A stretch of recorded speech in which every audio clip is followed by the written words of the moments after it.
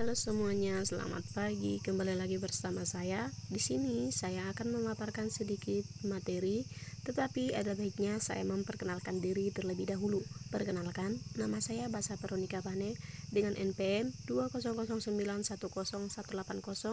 Saya dari kelas F, mata kuliah Strategi Belajar Mengajar, dosen pengampu Bapak Sumarlim Mangandar Marianus SSI MPD, Universitas Katolik Santo Thomas Medan. Indikator pembelajaran yang akan saya bahas yang pertama pengertian RPP, yang kedua langkah-langkah pelaksanaan pembelajaran atau RPP, yang ketiga penyusunan RPP. Indikator yang pertama yaitu pengertian RPP. Yang pertama, rencana pembelajaran yang dikembangkan secara rinci dari suatu materi pokok atau tema tertentu yang mengacu pada silabus menurut Kemendikbud tahun 2013 halaman 37. Yang kedua, rencana kegiatan pembelajaran tatap muka untuk satu pertemuan atau lebih. Yang ketiga, dikembangkan secara rinci dari suatu pokok atau tema tertentu yang mengacu pada silabus untuk upaya mencapai kompetensi dasar menurut Kemendikbud tahun 2013 halaman 9. Indikator yang kedua, langkah-langkah penyusunan RPP.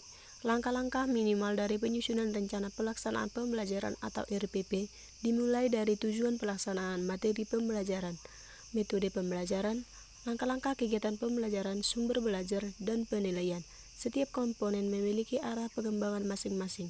Namun, semua merupakan satu kesatuan penjelasan tiap-tiap komponen adalah sebagai berikut. Yang pertama, mencantumkan identitas, terdiri dari nama sekolah, mata pelajaran, kelas, semester, standar kompetensi, kompetensi dasar, indikator, dan alokasi waktu. Hal yang perlu diperhatikan adalah RPP boleh disusun untuk satu komponen dasar. B. Standar kompetensi, kompetensi dasar, dan indikator sebagaimana dikutip dari silabus atas standar kompetensi, kompetensi dasar, indikator dasar. Suatu alur pikir yang saling terkait tidak dapat dipisahkan. Yang kedua, merumuskan tujuan pembelajaran, output atau hasil langsung dari satu paket kegiatan pembelajaran. Sebagai contoh, kegiatan pembelajaran atau mendapat informasi tentang sistem peredaran darah manusia, tentang sistem peredaran darah manusia. Maka tujuan pembelajaran boleh salah satu adalah total tujuan pembelajaran, misalkan peserta didik dapat satu mendeskripsikan, yang kedua menyebutkan, yang ketiga dengan merespon baik pertanyaan-pertanyaan yang diajukan di teman-teman kelasnya. Yang keempat, mengulang kembali.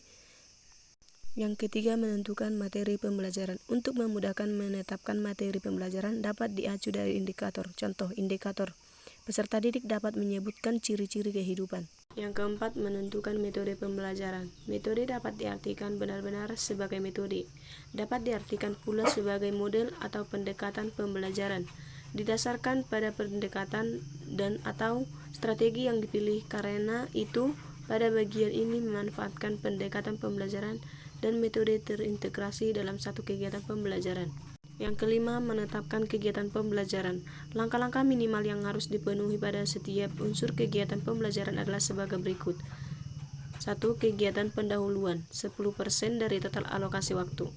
Dalam kegiatan pendahuluan, guru A mempersiapkan siswa secara psikis dan fisik, mempertanyakan ditimbulkan oleh pengaruh sebelum dengan materi yang akan dipelajari. Yang C, menjelaskan tujuan pembelajaran, dan D, mencangkup materi dan penjelasan atau penguraian kegiatan. Yang keenam, memilih sumber belajar. Pemilihan sumber belajar mengacu pada perumusan yang ada dalam silabus yang dikembangkan.